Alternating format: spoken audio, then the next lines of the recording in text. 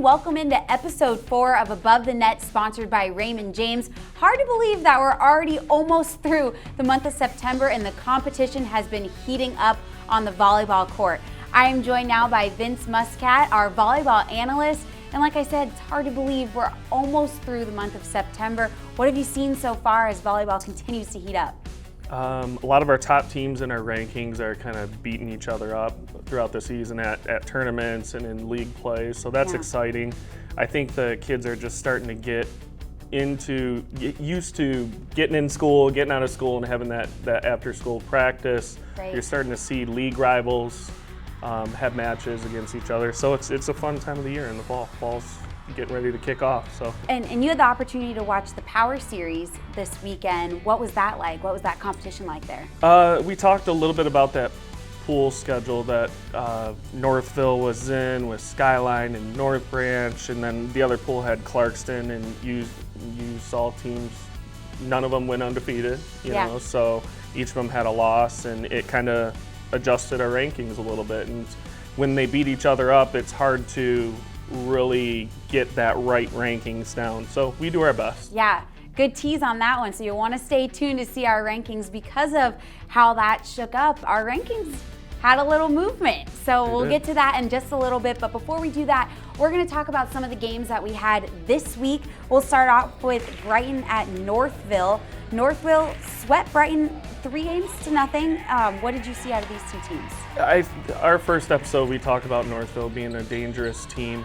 They had a little hiccup when they lost to Mercy, I think, a few weeks ago. But I think they're one of the few teams that doesn't really have a hole in their lineup. They got great setting, great libero defensive play. Their middles are strong. Their outsides are strong. I think in this match, when playing Brighton's got some injuries, so they're not healthy yet. And I think Coach Scott Pitcher would like to play them again fully healthy. Northville just dominated every aspect of the game. Yeah. Taryn Rice had 20 digs. Abby Reck had 11 kills, and in throwing Ella Craggs as a setter, moving the ball around, they had a well-rounded match. And after the game, Northville's head coach Sarah Lindstrom talked about how well her players played. We have a Battle Creek sign in our locker room that we touch every day. At practice, games, when we come out of that locker room, we are talking about what can we do, and we know we've got to beat those teams in order to get to where we want to be. So I think just talking about it, but we're ready. I think these girls want to grind, and they want what's there. We were so close last year. We were ready to taste the water in Battle Creek, you know. So we're out for a vengeance, and I don't think there's a single team in the state that these girls are scared to play against. We are really excited coming into today's game. It was our first big game, our first student section really, and everyone was nervous in the beginning, but we kind of just decided, like, acknowledge you're nervous, move on from it, and play the best game we can. And moving on over to our next game, we had South Lyon East on the road at Walled Lake Northern. South Lyon East did take the first set, but then Walled Lake Northern just took the last 3 and got the win over this one. Yeah, I think both teams are very comparable teams when they match up against each other. South Lyon East has a lot of young talent coming through the program, and I think Coach CJ is excited about that. In the end, Walled Lake Northern, led by a couple of seniors. Bella Harding had 16 kills. Olivia Bonkowski had 17 digs. South Lyon East, I should say, was paced by Gabby Babinski. She sets and hits for him. She had 8 kills and 10 assists on the night. Yeah, Vincent, speaking of those senior captains on Walled Lake Northern, Bella Harding and Olivia Bonkowski, they spoke to us after the game and talked about how well they think they're playing. It was a tough battle, but it really showcased what we can do as a team. We knew that we were going to have a challenge, so going against them and beating them in like 4 sets was amazing, and it felt great to have the team come together and just dominate, I guess. And for our last game we'll talk about this week, Grand Blanc and Davison. This was a rivalry game, and it felt that way. It was so loud in the crowd, it felt like it was like a Friday night at a football game. Grand Blanc won this one in 5 sets, but it was no easy task. They split the first 4, and then Grand Blanc won that last one 15-11. So it was a very close match all throughout. Yeah, as you said before, they're rivals. They bring both student sections. They're close to each other. This match had one of our potential Player of the Year candidates, and Remy Madison, who kind of does everything for them. Good 6 rotation outside hitter. She set a little bit early in the year. She's a high flyer that really does a nice job for Grand Blanc and is a leader.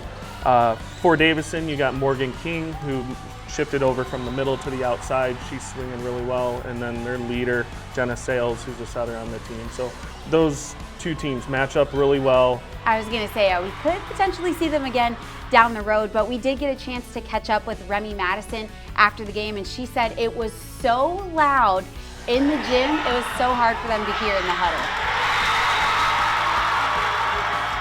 I'm literally screaming at the top of my lungs, like my voice is like about gone because I cannot hear nothing, but I know I just really have to tune into them. And my teammates, I know what they're always going to be there for me, so I just try my best to try to like minimize everything else and just listen to the sound of my teammates' voices. Last year we didn't even win districts, and I would definitely not like that to happen again because I truly believe that this team can go far and beyond. They are gritty. Like when they get down, they're going to fight to the nail to kind of get the set back, get the points back. If they lose a set, they're going to try to figure out how to win the next one. They're just a really, really gritty group of girls, and they're not going to give up. I have 15 strong on my team, and they're all talented. I don't have any weak players on my team, so I'm super proud of all of them.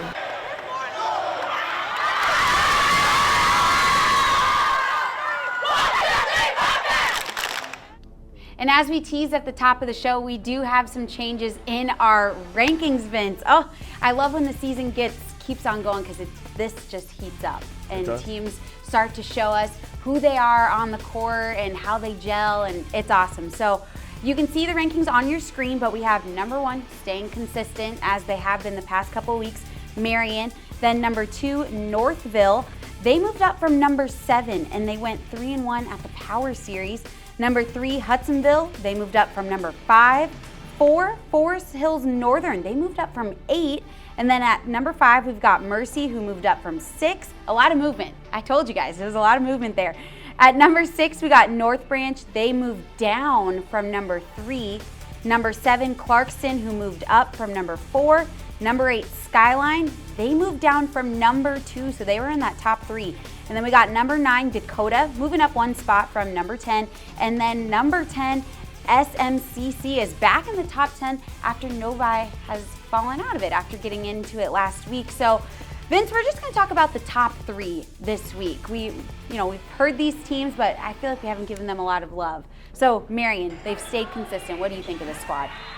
I'm good friends with Coach Mesa, and we talked at the start of the year like what to expect. I've even talked to some of the parents coaching last year and last 5 years there. I'm surprised they're undefeated, just with everything they lost, and they still keep rolling.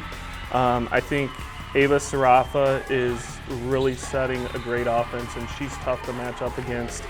And you've got Ella Schomer, Reagan Sass, all these guys are just really stepping up and filling in for all those seniors they lost who are playing great in college. I'd like to say that I thought they'd had a couple losses by now, but they're still rolling through everybody. Still rolling. And Northville moving up 5 spots from 7 to 2. What do you think of this team? Yeah, I talked to Coach Lindstrom a little bit, texting back and forth, and I would love to see a Marion Northville best of 5 matchup. I think she would too. Both teams are at the Beast of the East, so I think they're on a collision course among some of these other top 10s. Northville did great in the Power Series. Their one blemish was against North Branch at the end of the day, but they beat Skyline, they beat Mercy, they revenged their loss against Mercy, and they're playing really well. So that's why we thought we should probably bump them back up to number 2. Hudsonville and Forest Hills Northern, I actually think Forest Hills Northern beat them early in the year. So they could probably make an argument of tied for 3rd or Forest Hills Northern's up at 3, but Hudsonville lost a lot last year too, and they're a surprise for me that they're this high, but their coaches got them going and they're playing well, and they play in that tough conference out west. Yeah. The OK Conference with Rockford and Grand Haven and Hudsonville and Forest Hills Northern. So there's some really good West Side teams. So they've got a pretty tough schedule as well. So it's just fun to see these teams fluctuate back and forth. And then SMCC, a little school that can, Division III school. They got a strong program too, and they'll be flirting around with that top 10 spot too all season long. We're going to take a quick timeout and check in with DMC's Physical Therapy and Sports Medicine for their Game Changers. Hi, I'm Laura Ramus with DMC Physical Therapy and Sports Medicine with today's Game Changers Pop Quiz. True or false? Immediately after you pull or strain a muscle, you should apply ice for 20 minutes. The answer is false.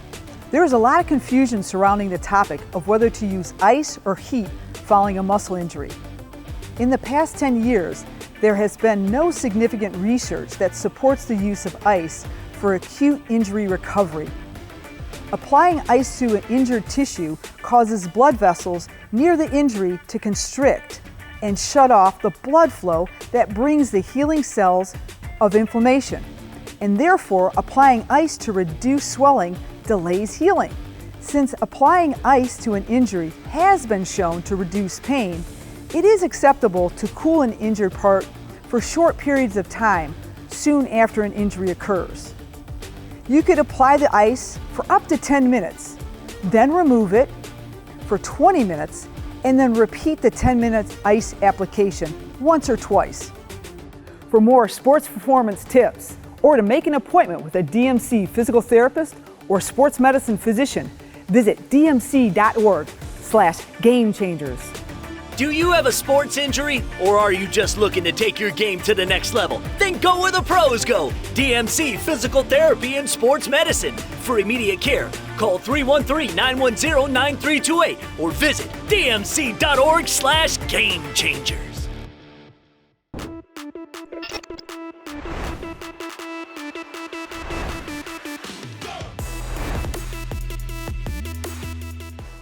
Now it's time for one of our favorite parts of the show, and that is the race for Volleyball Player of the Year presented by Michigan Elite Volleyball Academy. And so far, the list of top 10 is staying the same this week, which is not a bad thing, but soon it will start to see some names be added and taken off. So a couple of notes on our top 10 you can see on our screen right here.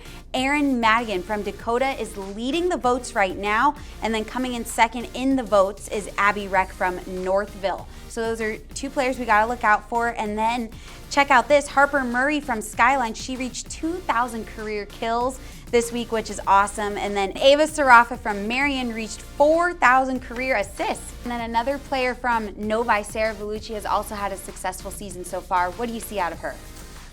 Yeah, Sarah's committed to Long Beach State for volleyball, and I've been a fan of her for a long time. She played a couple years at Michigan Elite, and I just got to see her train, and her best skill is her passing ability, her serve receive.